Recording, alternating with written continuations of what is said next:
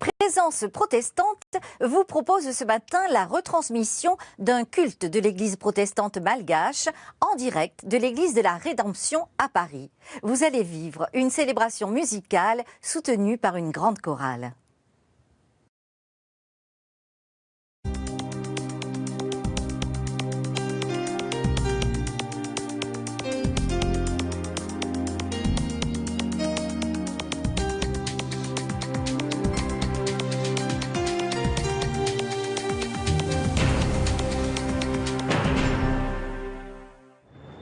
À la sortie de son travail, Rindra rejoint l'église malgache FPMA de la rue Chauchat à Paris. Bienvenue, hein. Tu peux s'il te plaît maintenant brancher? Dans cette église, tous les troisièmes vendredis du mois, se tient un culte un peu particulier, le vendredi des jeunes.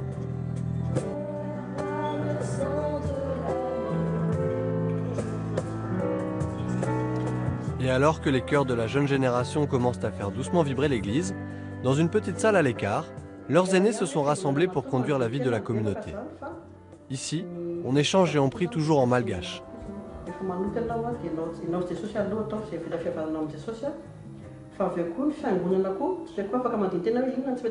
À l'heure actuelle, donc, il y a deux cultures différentes qui sont au sein de l'Église. Il y a la culture traditionnelle et il y a la culture, comme on dit, peut-être moderne, occidentale. Je mets tout ça entre guillemets. Et comment on fait pour que ces deux cultures cohabitent? C'est le sens de l'écoute. C'est simplement ça, on s'écoute, on se parle et c'est une richesse. Entrez dans ces portes avec reconnaissance, dans ces parvis avec des chants de louanges. Célébrez-le, bénissez son nom car l'Éternel est bon. Nous, ce qu'on apporte plus en fait aux anciens, c'est la fraîcheur, en fait, le dynamisme. C'est le dynamisme que les jeunes ont, la vision en fait que les jeunes ont de la foi, parce que les anciens, donc ici, on est dans une église de communauté malgache. Majoritairement, les parents viennent de Madagascar. Sauf que la majeure partie des jeunes qui sont ici sont nés ici, donc ils sont nés dans la culture française, donc pas la culture du pays Madagascar.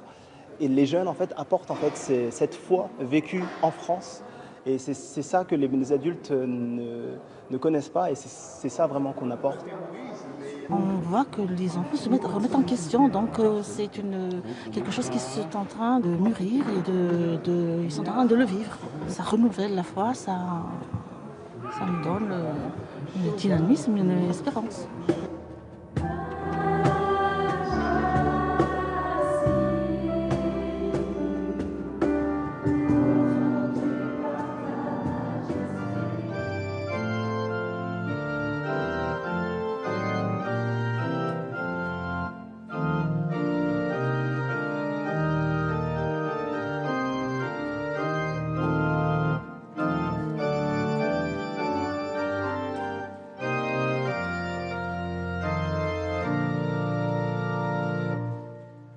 Au nom du Père, du Fils et du Saint-Esprit. Amen. Bienvenue à vous tous qui êtes présents dans ce temple. Et vous, qui devant l'écran, nous rejoignez pour ce moment de culte. La grâce et la paix vous sont données de la part de Dieu notre Père et de Jésus-Christ notre Sauveur. Amen.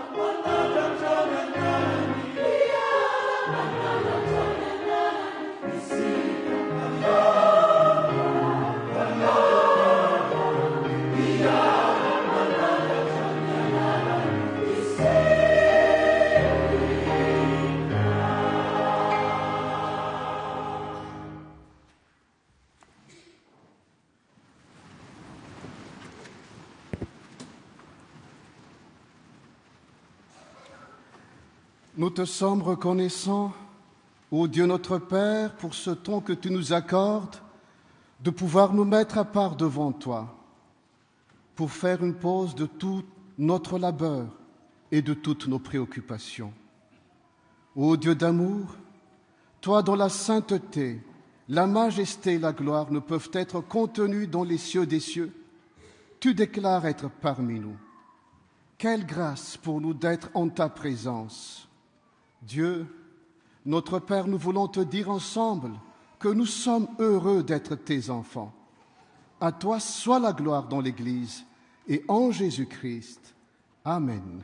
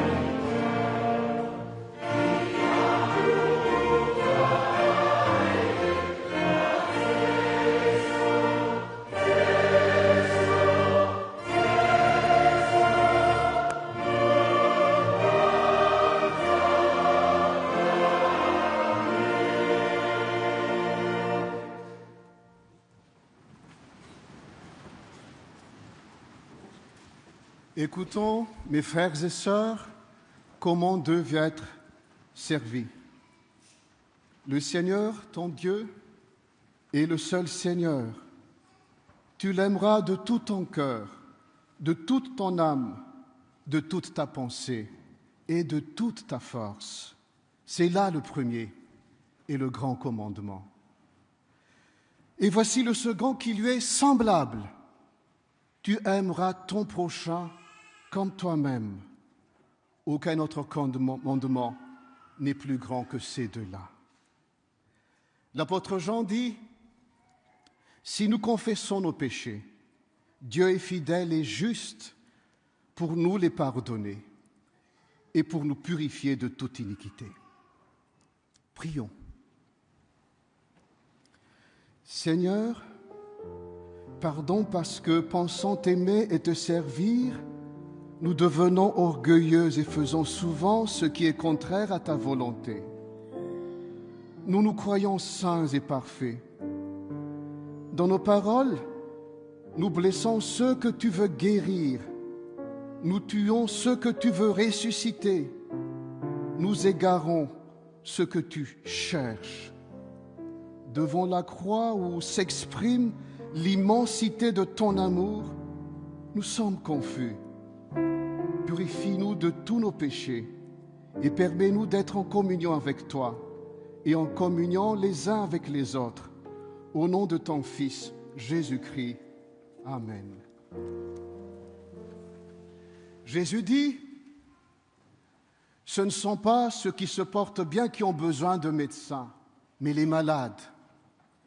Allez et apprenez ce que signifie « Je prends plaisir à la miséricorde et non au sacrifice, car je ne suis pas venu appeler des justes, mais des pécheurs. » Oui, le Christ qui n'avait pas connu le péché, Dieu l'a identifié au péché pour nous, afin que par lui, nous devenions justice de Dieu.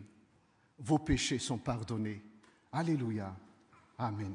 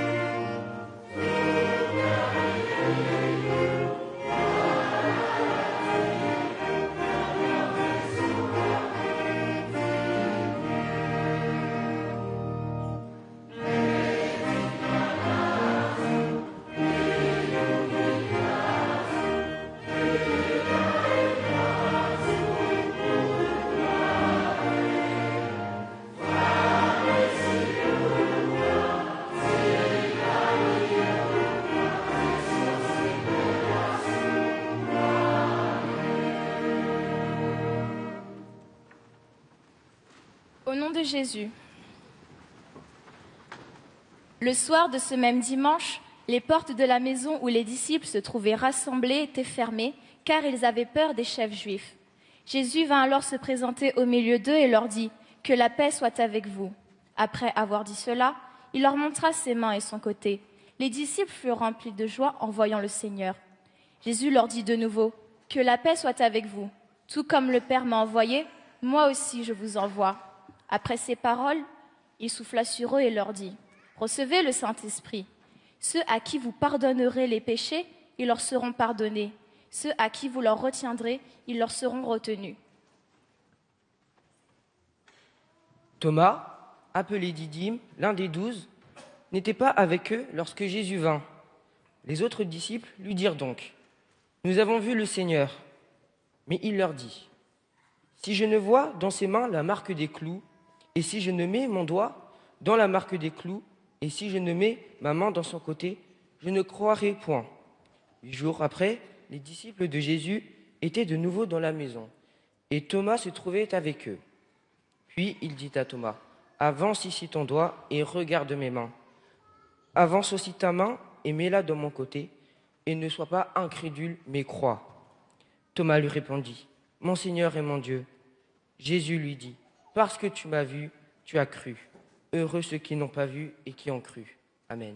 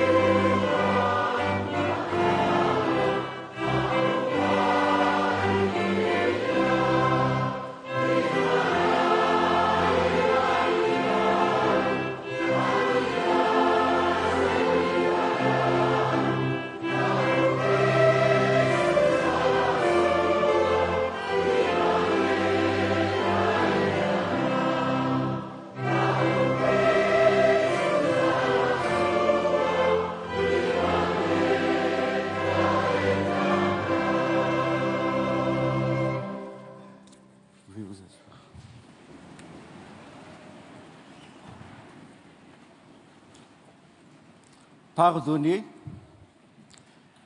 c'est une des choses les plus difficiles au monde. C'est un acte incompréhensible et héroïque pour beaucoup, mais c'est de la folie pour d'autres. Pourtant, après sa résurrection et avant son ascension vers son Père, Jésus a confié une mission à ses disciples, annoncer le message du pardon au monde entier. Comme le Père m'a envoyé, moi aussi je vous envoie. Ceux à qui vous pardonnerez les péchés, ils leur seront pardonnés, et ceux à qui vous les retiendrez, ils leur seront retenus. Malgré son caractère difficile et parfois même blessant, le pardon est une valeur universelle et transculturelle.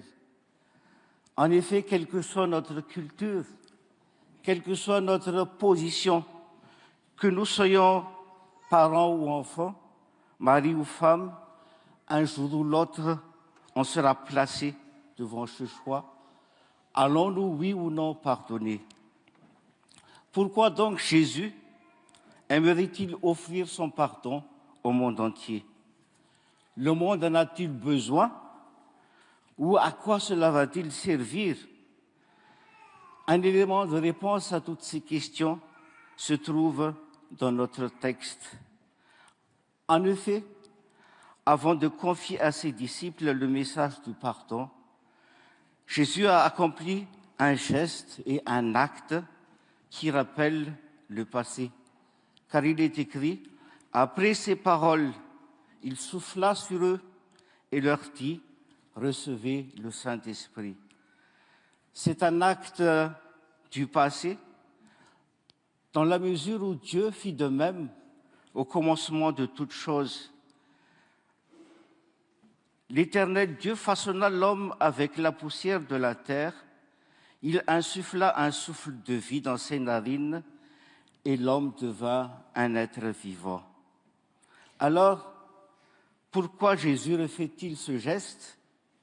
Tout simplement parce qu'il veut faire allusion à ce commencement et inaugurer ainsi le don du Saint-Esprit qui est en fait le renouvellement de toutes choses. Dans cette perspective, le pardon que Jésus propose est une réparation du passé et un recommencement. La question qui se pose maintenant est la suivante. Que faut-il réparer et que faut-il recommencer? L'histoire de cette femme pécheresse racontée dans l'évangile de Jean nous vient à l'esprit. Sur la base de la loi de Moïse, les contemporains de Jésus, les religieux contemporains de Jésus, proposaient de la lapider à mort. Mais personne ne s'est estimé digne d'exécuter la sentence quand Jésus leur a dit que celui de vous qui est sans péché jette le premier la pierre contre elle. On dit de cette femme qu'elle était adultère. Le sens premier du mot adultère, c'est de se détourner de son Dieu pour servir et adorer un autre Dieu. En ne condamnant pas cette femme, Jésus a effacé ou réparé toutes ses fautes et ses erreurs du passé. Il a permis que cette femme soit de nouveau réconciliée avec son Dieu. Il lui a permis de tout recommencer. Lorsque Jésus dit « va et ne pêche plus », ce n'est pas d'abord une prescription morale, mais plutôt une invitation à laisser son Père être un acteur dans la reconstruction de sa vie future. Ainsi, c'est notre relation avec le Père et entre nous les humains que Jésus veut réparer par le pardon. L'homme a choisi son autonomie vis-à-vis de Dieu. Nous voulons présider seuls notre destin et à la place de Dieu, nous avons choisi de servir et adorer l'argent, la gloire et le pouvoir. Jésus veut réconcilier les hommes avec le Père. Comme cette femme, que tout puisse aussi recommencer comme avant. Le désir du Père, de Dieu, d'être réconcilié avec nous et de vivre parmi nous est infiniment plus puissant et plus grand que notre rêve d'aller dans un paradis quelconque pour rencontrer Dieu. C'est pourquoi il n'a pas épargné son Fils pour que cette réconciliation puisse être possible. Jésus invite donc les chrétiens, parce que c'est là le message de Pâques, cette réconciliation que Dieu veut. Jésus invite donc les chrétiens à faire du pardon un mode de vie.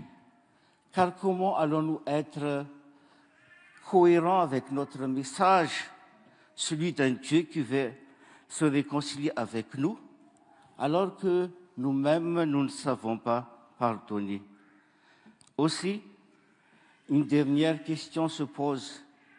Qui peut offrir ce pardon comme Jésus? Qui peut faire du pardon son mode de vie? Qui? Sinon, ceux et celles qui sont comme cette femme que Jésus a réconciliée avec Dieu et qui a sûrement compris le vrai valeur de « je ne te condamne pas non plus » de la part de Jésus. Qui, sinon ceux et celles qui ont effectivement expérimenté le vrai pardon et la réconciliation. Pâques nous rappelle aussi que ce pardon est toujours disponible pour nous en Jésus. Il peut et il veut porter le poids de notre passé et ainsi nous donne la possibilité de vivre une nouvelle résurrection. Que le Seigneur vous bénisse. Amen.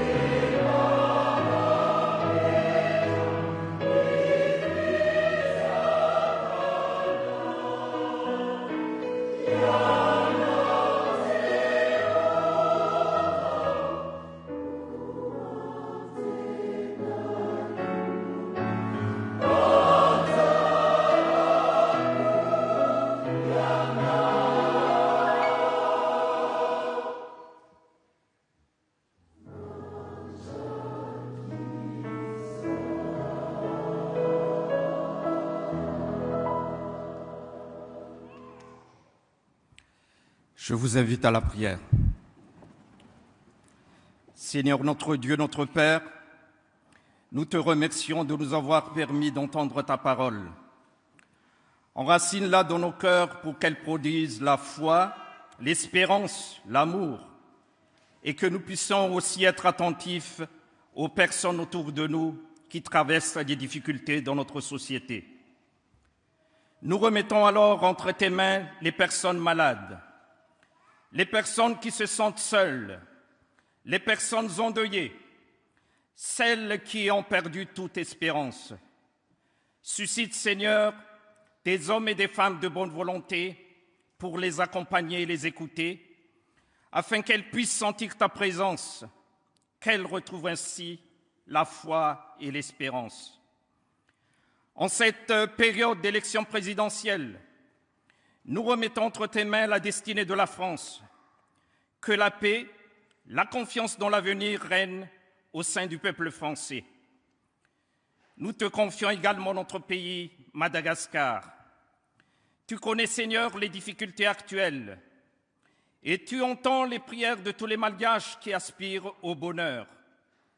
Nous te prions pour une meilleure répartition des richesses, pour que le peuple malgache puisse bénéficier de l'exploitation des ressources naturelles que tu lui as données. Ô Dieu souverain, nous voulons remettre entre tes mains la vie de ce monde. Nous te prions pour que ta paix règne dans les pays en guerre et exauce la prière de tous les peuples qui espèrent en toi.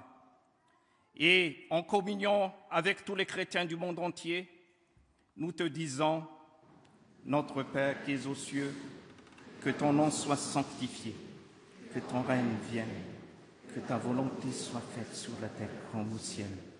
Donne-nous aujourd'hui notre pain de ce jour. Pardonne-nous nos offenses, comme nous pardonnons aussi à ceux qui nous ont offensés. Ne nous soumets pas à la tentation, mais délivre-nous du mal, car c'est à toi qu'appartient le règne, le sens et la gloire, au siècle des siècles. Amen.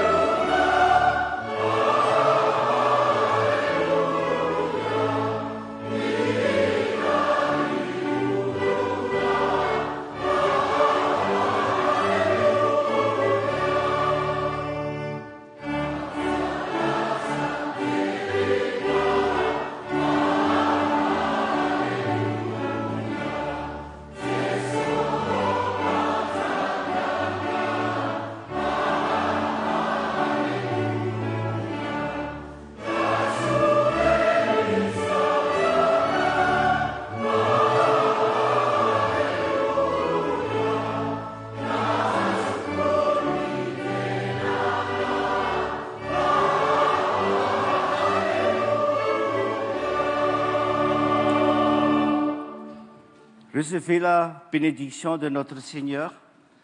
Que la grâce du Seigneur Jésus, l'amour de Dieu le Père et la communion du Saint-Esprit soient avec vous tous les jours.